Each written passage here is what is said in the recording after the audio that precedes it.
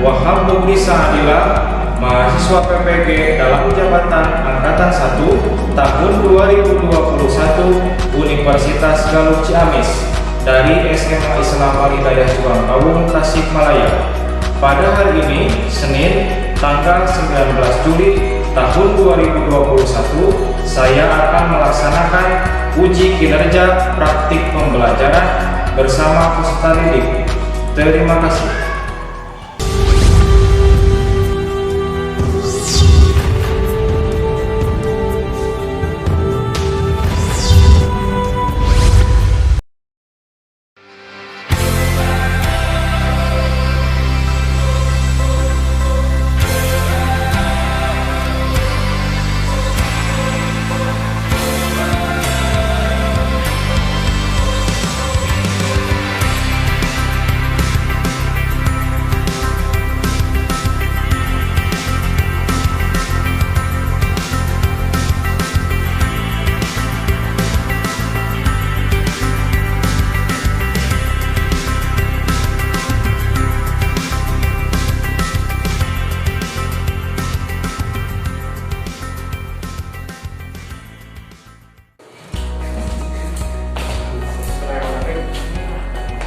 Assalamualaikum warahmatullahi wabarakatuh. Waalaikumsalam warahmatullahi wabarakatuh. Bagaimana kabar kalian hari ini? Alhamdulillah.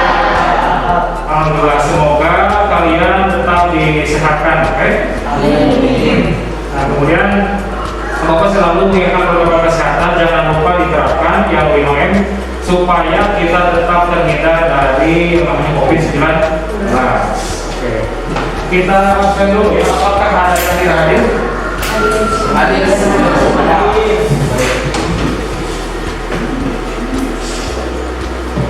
Hadir semua ya.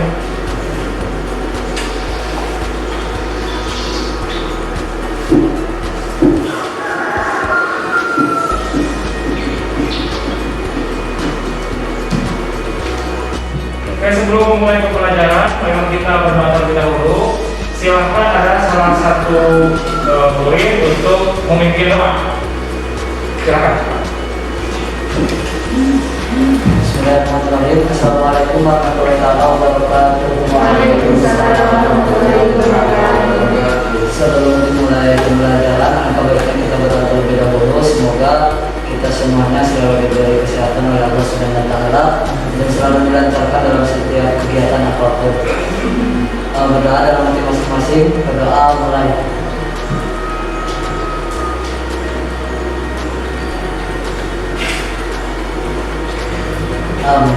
Berdoa selesai. Terima kasih Ijatun sudah memimpin doa. Sebelum memulai pembelajaran, marilah kita menyanyikan dulu lagu nasional. Silahkan berdiri.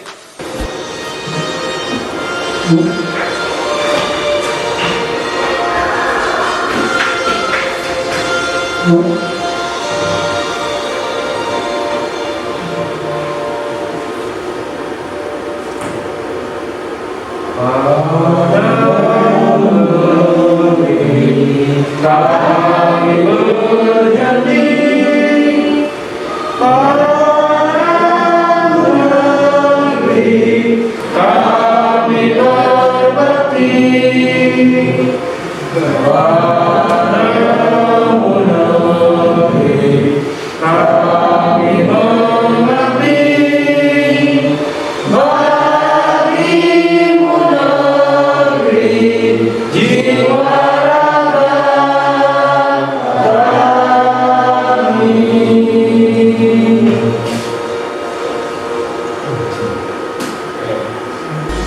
Terima kasih, silakan duduk kembali. Untuk pembelajaran hari ini, kita akan membahas tentang dampak bioteknologi bagi masyarakat, dampak penggunaan produk bioteknologi bagi masyarakat. Masih ingat dengan materi sebelumnya, pertemuan sebelumnya tentang apa? Tentang produk-produk bioteknologi. Silakan ada yang bisa menyebutkan apa saja produk bioteknologi contohnya? Ya, oke. Kemudian buat yogurt, terus yang ketiga Oke, itu dari makanan. Ada yang lain dari aspek lain selain dari makanan?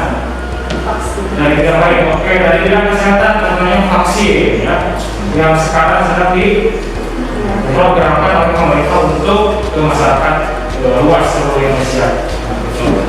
Berarti kalian masih ingat ya, untuk materi yang sebelumnya itu tentang produk teknologi. Ada kompetensi dasar yang akan kita pelajari hari ini. Yang pertama 3.9, yaitu menganalisis prinsip-prinsip teknologi dan penerapannya sebagai upaya peningkatan kesejahteraan manusia. Kemudian IPK kuncinya menyimpulkan hasil kajian tentang dampak bioteknologi yang akan kita pelajari hari ini. Kemudian tujuan pembelajarannya, setelah mengikuti proses pembelajaran melalui scientific impact menggunakan model problem based learning dan metode diskusi dan tanya jawab, setelah ini diharapkan apa? Yang pertama, mengidentifikasi berbagai produk-produk bioteknologi melalui tayangan video dan gambar. Kemudian menjelaskan tentang bioteknologi, bahan, proses, produk dan dampak. Yang ketiga, menyimpulkan hasil kajian tentang dampak bioteknologi serta mengajarkan tugas dengan pencari video atau jawab peduli, baik sabar kebutuhan dan disiplin. Oke. Penilaiannya, yang pertama penilaian kognitif dari KPI yang diisi dan tes formatif. Kemudian yang kedua penilaian psikomotor dari diskusi dan presentasi. Dan yang ketiga penilaian afektif dari sikap selama diskusi dan presentasi. Oke, kita simak dulu video berikut ini.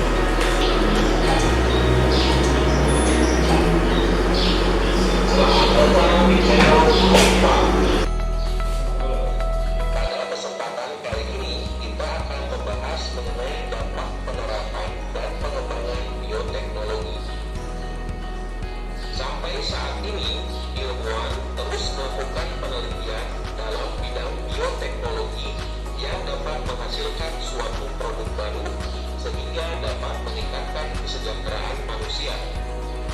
Akan tetapi, selain memberikan berbagai keuntungan, penerapan bioteknologi juga memiliki dampak negatif. Dampak terhadap lingkungan. Tanaman atau hewan sendiri memiliki susunan gen yang telah dimodifikasi, baik ditambahkan suatu gen atau dilakukan pengulangan suatu gen organisme tersebut. Organisme transgenik ini, jika tidak dikelola dengan baik, akan dapat mencemari keanekaragaman gen yang ada di lingkungan alami atau merusak plasma nutfah. Plasma nutfah merupakan materi yang membawa sifat suatu makhluk hidup. Proses pencemaran tersebut dikenal dengan korupsi gen. Misalnya, pengembangan tanaman jagung transgenik yang tahan terhadap herbisida. Nah, tadi kan ada contoh jagung transgenik. Nah, kemudian ini contoh-contoh untuk pemanfaatan produk-produk bioteknologi yang lebih ke positif ya. Ada gambar di sana, ada semangka yang berbentuk kotak, kemudian buah-buahan tanpa biji, kemudian domba doli, jagung transgenik, vaksin yang sekarang sedang diprogramkan pemerintah. Kemudian yang terakhir di outlet main hall itu di bawah adalah untuk mengganti gas yang bisa dipakai oleh kita dari kotoran hewan, utamanya sapi. Nah, silakan ada yang mau ditanyakan dulu. Silakan, Bapak, silakan dijawab. apakah tanaman transgenik berbahaya jika dikonsumsi? Silakan ada yang bisa jawab. Dan Oh, baik, silakan. jawabannya adalah ya. Jika dikonsumsi terus-menerus karena mengandung gen, hasil rekayasa genetika. Oh iya, siap. Bagus jawabannya ya. Bagus sekali jawabannya. Ijatun menanyakan apakah tanaman transgenik itu berbahaya atau tidak ketika dikonsumsi. Jawabannya iya, berbahaya. Saya akan menambahkan jawaban dari yang jawab tadi. Yaitu sangat berbahaya jika dikonsumsi terus-menerus. Jika dikonsumsi terus-menerus karena ada rekayasa genetik di dalamnya. Ada yang bertanya lagi? Oke, silakan.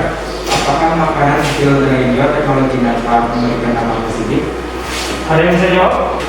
Jawabannya tidak dapat memberikan dampak positif, yaitu dapat menambah kandungan gizi pada makanan tersebut, juga dapat dijadikan sumber mata pencaharian untuk wirausaha.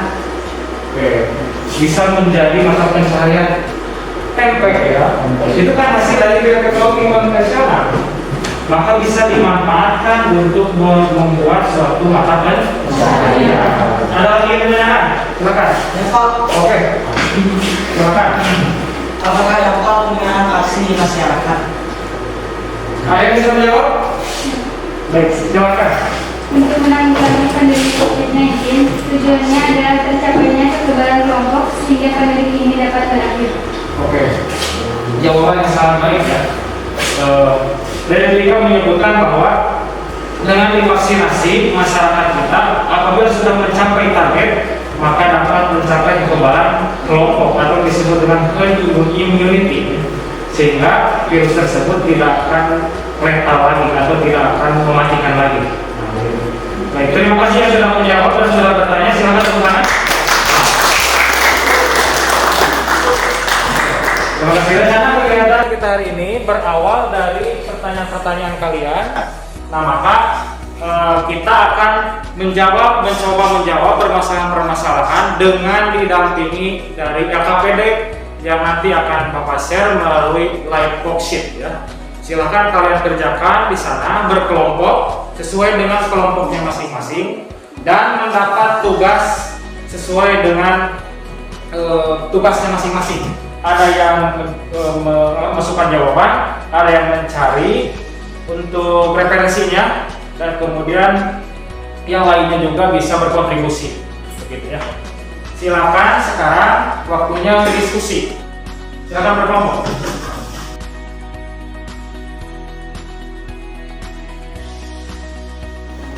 Seperti biasa masukkan nama kelompok, nomor kelompok, kemudian kelas, mata pelajarannya dan anggotanya. Tanggal sekarang. Sekarang tanggal 13 ya.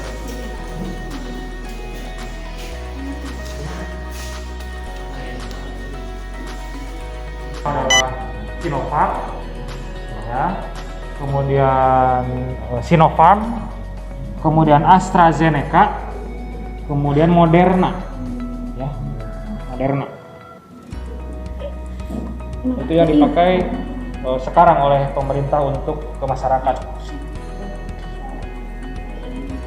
Nah, manfaatnya sesuai tadi yang ditanyakan, ada yang bertanya tadi teman kalian, itu untuk mencapai herd immunity atau kekebalan kelompok, sehingga setelah mencapai kekebalan kelompok nantinya tidak perlu lagi kita pakai masker, tidak perlu lagi jaga jarak, bebas lagi nanti.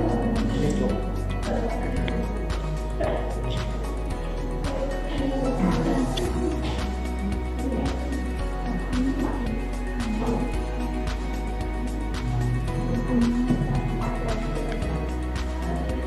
Jatuh vaksin apa saja vaksin? Tahu nggak apa saja? Contohnya Sinovac, terus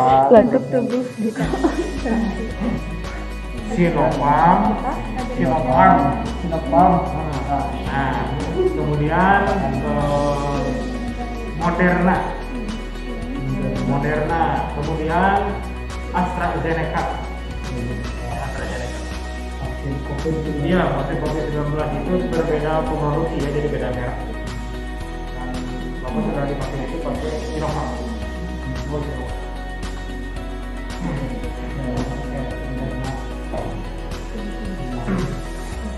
Nah, sesuai tadi kan ada yang bertanya temannya ya, untuk apa itu vaksin, apa gunanya? Nah, kalau sudah divaksin nanti kita mencapai kekebalan kelompok sesuai minimalnya. Nah, setelah mencapai kekebalan kelompok, maka kita akan kuat semua antibodi semua orang. Jadi kita tidak perlu pakai masker lagi, tidak perlu jaga jarak lagi, bebas lagi, normal lagi. Kalau sudah mencapai kekebalan kelompok, tapi syaratnya ya, dan harus mencapai 70-75% masyarakat seluruh Indonesia. Berarti kurang lebih harus 180 juta orang sih. Sekarang baru 40 juta, masih jauh. 40 juta. Yang beda-beda nggak ya Pak?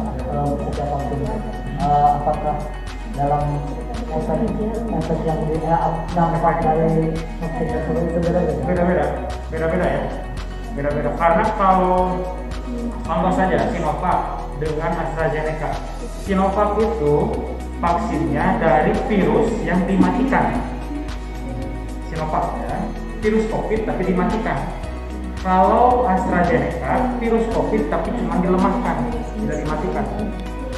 Efektivitasnya lebih baik AstraZeneca, tetapi efek sampingnya lebih keras AstraZeneca.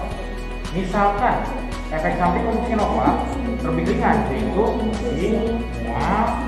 kemudian ada yang demam juga, kemudian ada yang nyeri badan, nyeri ya, itu ringan saja. Tapi kalau AstraZeneca banyak yang agak berat gitu, tapi hanya beberapa hari, misalkan demam tinggi, kemudian nyeri badannya agak lama gitu, kalau AstraZeneca.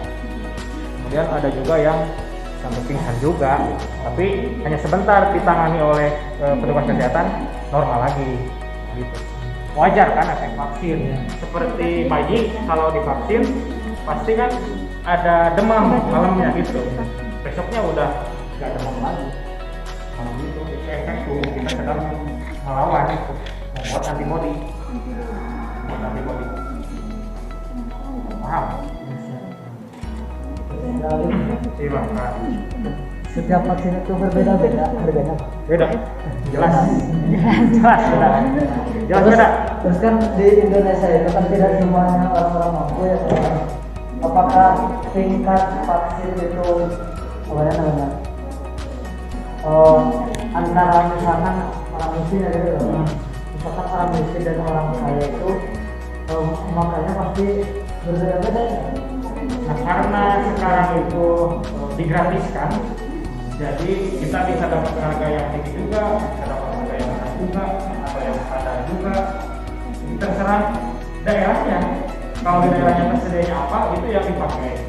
Misalkan di daerah perkotaan, di kota besar banyaknya AstraZeneca, maka itu yang dipakai di masyarakat. Benar gratis. Kemudian di daerah-daerah seperti kita Bogor Tasik, kemudian Bogor Tasik, Kabupaten Garut itu banyaknya kan Sinovac, jadi yang dipakai Sinovac. Tapi tidak mengurangi efektivitasnya tetap bagus. Dan yang vaksin itu kemarin baru sampai 18 tahun ke atas, tapi sekarang sudah bisa anak SMP. Bukan pada anak SMA harus nantinya.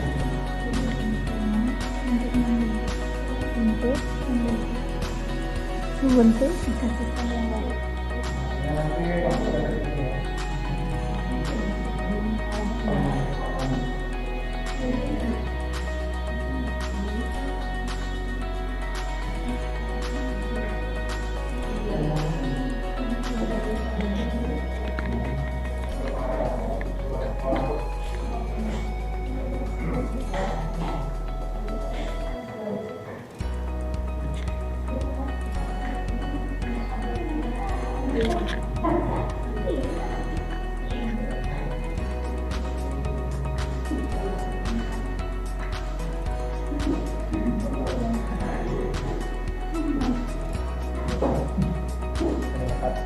Oke, kita periksa, ada yang masuk belum ya?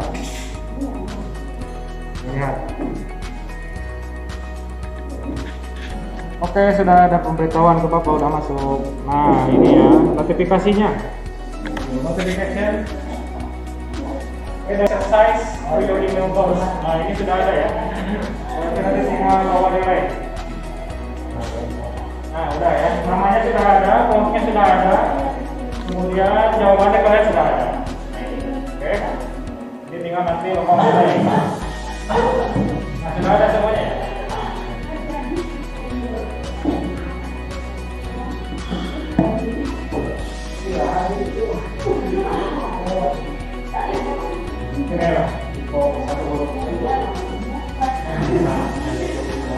Kelompok itu Rijato, Rizky, kemudian Riri, dan juga dan Sani ya.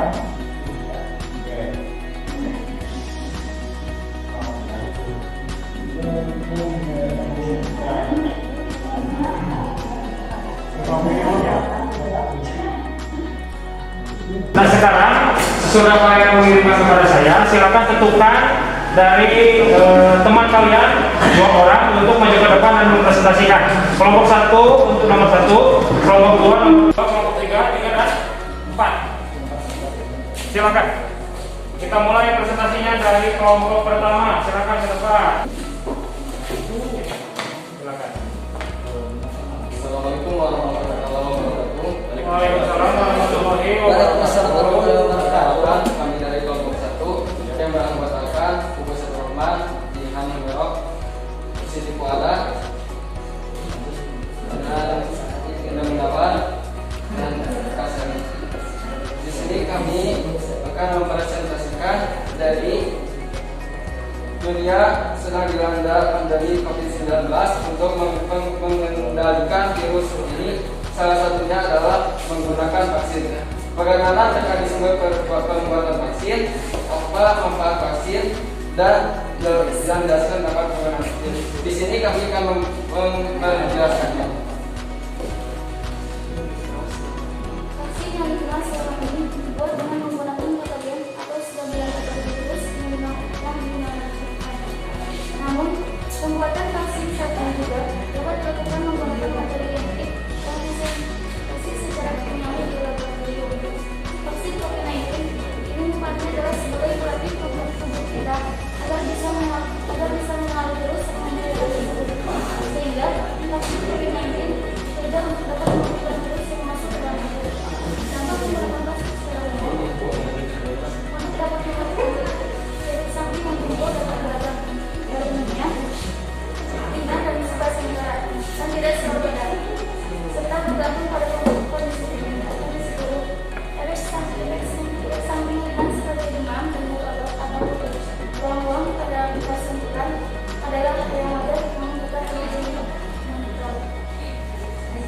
Oke, terima kasih untuk kelompok 1. Ada yang ditanyakan dulu? Siap tidak? Oke, silakan. Terima kasih. Silakan tutup kembali. Silakan kelompok 2 untuk mempresentasikan nomor 2. Assalamualaikum warahmatullahi wabarakatuh. Waalaikumsalam warahmatullahi wabarakatuh. Perkenalkan, kami dari kelompok 2 ingin mempresentasikan pertanyaan nomor 2 yang akan dibacakan oleh teman saya. Pertanyaannya yaitu sebutkan apa saja dampak positif dari penerapan bioteknologi. Untuk jawabannya di sini ada beberapa jawaban. Untuk jawabannya yaitu pada bidang kedokteran dapat dihasilkan obat-obatan seperti vaksin, antibiotik, antibodi, monoklonal, dan interferon. Selanjutnya yaitu bioteknologi dapat meningkatkan variasi dan hasil pertanian melalui kultur jaringan, fiksasi nitrogen, pengendalian hama tanaman, dan pemberian hormon tumbuhan. Selanjutnya, bioteknologi dapat menghasilkan bahan bakar dengan pengolahan biomasa menjadi etanol atau cairan dan metana atau gas. Dan untuk yang terakhir, bioteknologi di bidang industri dapat menghasilkan makanan dan minuman antara lain pembuatan roti, nata de coco, brem, yogurt, tempe, kecap, dan minuman beralkohol. Terima kasih. Assalamualaikum warahmatullahi wabarakatuh. Silakan. Tidak Tidak ada yang kan? Oke, terima kasih. Silakan. Assalamualaikum warahmatullahi wabarakatuh. Oke, baik. Silakan untuk kelompok 3. Maju ke depan. Assalamualaikum warahmatullahi wabarakatuh. Ya, Perkenalkan, nama saya Rasa Putra. Di sini kami dari kelompok 3 akan mempresentasikan sebutkan apa saja dampak negatif dan terdampak bioteknologi. Yang pertama itu organisme transgenik yang jika tidak dikelola dengan baik dapat mencemari keanekaragaman gen yang ada di lingkungan alami atau merusak plasma nutfah. Yang kedua, organisme transgenik yang berbahaya bagi kesehatan manusia karena di dalam organisme transgenik, terdapat gen AC yang seharusnya tidak ada bahkan tidak untuk dikonsumsi oleh manusia. Yang ketiga, petani tradisional kalah bersaing dengan pertanian transgenik dalam pemasaran sehingga dapat menimbulkan kerugian bagi petani tradisional.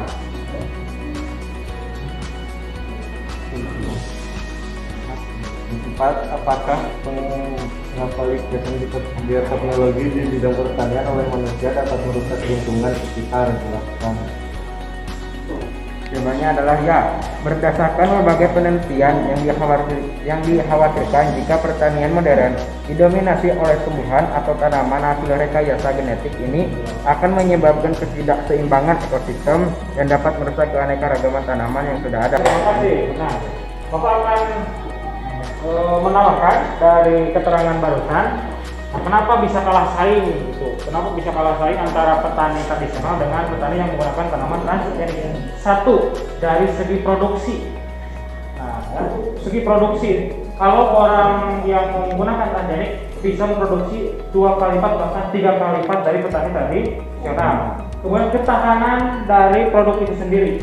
Silakan, terima kasih untuk kelompok 3 bisa duduk kembali. Tepuk tangan.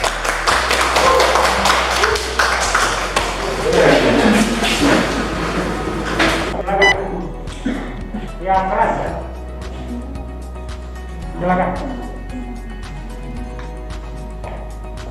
Kesimpulan dari pembelajaran ini adalah dampak positif dari penerapan bioteknologi adalah yang pertama, meningkatkan sifat resistensi tanaman terhadap hama dan penyakit tanaman. Yang kedua, meningkatkan produk-produk pertanian, perkebunan, peternakan maupun perikanan. Yang ketiga, mengatasi masalah lingkungan dan limbah. Yang keempat, membantu dalam proses pembuatan vaksin, obat-obatan untuk mengatasi penyakit-penyakit tersebut. Kemudian, dampak negatif di bioteknologi adalah yang pertama, menimbulkan penyakit pada manusia. Yang kedua, menimbulkan reaksi alergi. Yang ketiga, mengancam kelestarian alam. Yang keempat, mengganggu keseimbangan ekosistem. Dan yang kelima, berpotensi digunakan sebagai alat perang. Hendaknya penerapan bioteknologi ini didasari dengan penelitian lanjutan agar dampak negatif dapat diminimalisir sehingga penerapan bioteknologi benar-benar dapat meningkatkan kesejahteraan manusia tanpa menghasilkan kerugian. Ya, terima kasih ya. Tepuk tangan dulu.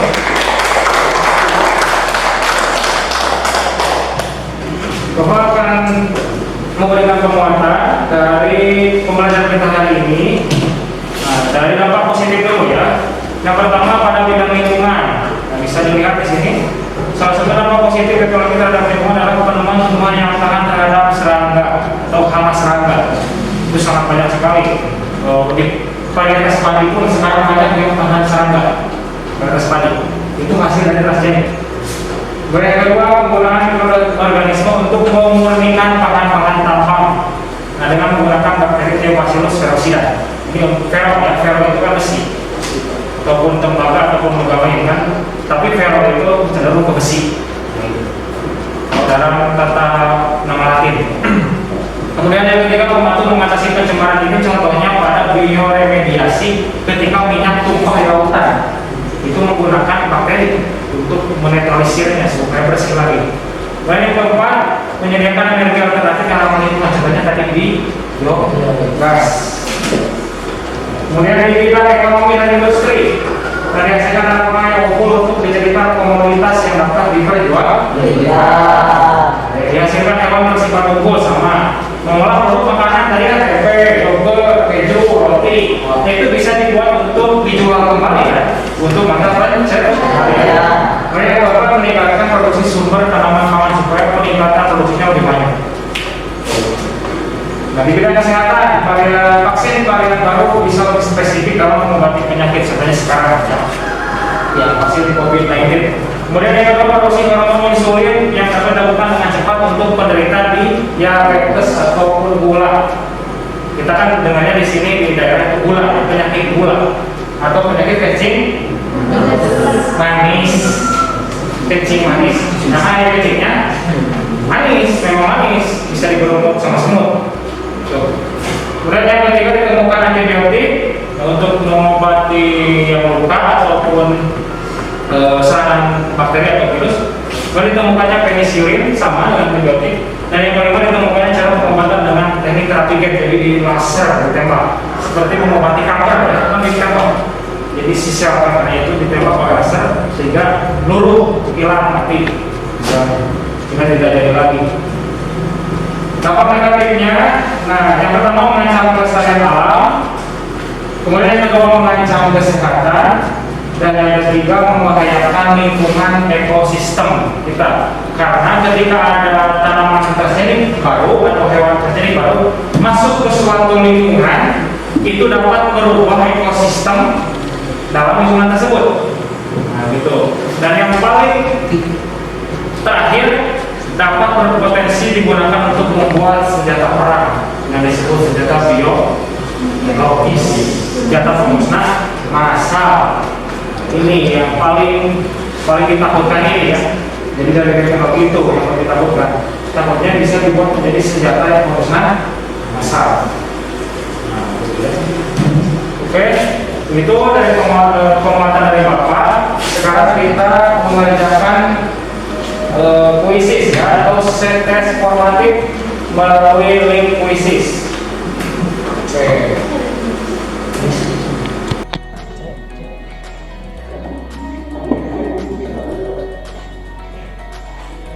Aduh. Kalau itu 5. Ini masalah itu 5 betul berarti. Iya, Mas.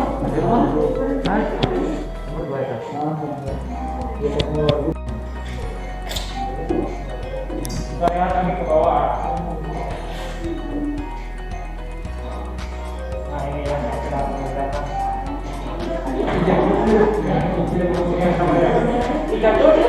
Yang salah apa gimana itu? Ada yang salah, Pak. Ada yang salah ya. Nah ini nggak bisa dirubah ya. Ini buahnya nomor 1. Jatuh ada yang salah satu ya? Ya, Pak. Nah itu di jalan dibangun juga salah satu.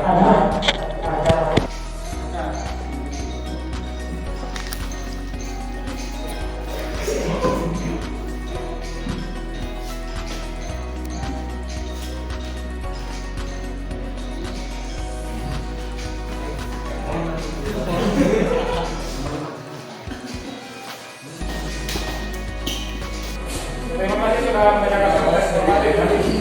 Nah ini adalah rekapnya. Kalian sudah menjawab, betul? Ini rekapnya. Jadi semua tersimpan di Bapak. LKPD tersimpan di Bapak. Tes formatif tersimpan di Bapak. Jadi tidak perlu ragu ya. Oke.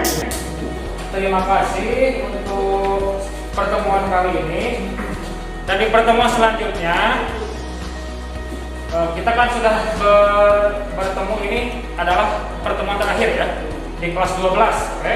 Ini adalah pertemuan terakhir. Sehingga untuk pertemuan berikutnya kita hanya akan membahas soal-soal untuk bekal kalian mengerjakan soal PKS ya, kalian akhir semester. Siap. Ya, kalian akhir semester sebelum kalian lulus, oke? Jadi nanti kita terus mengerjakan soal ya, mengerjakan soal, belajar cara mengerjakan soal. Karena sekarang tidak ada UN ya, jadi lemparan soalnya adalah untuk PAS atau UAS. Terima kasih atas perhatiannya. Kita ucapkan hamdalah bersama-sama.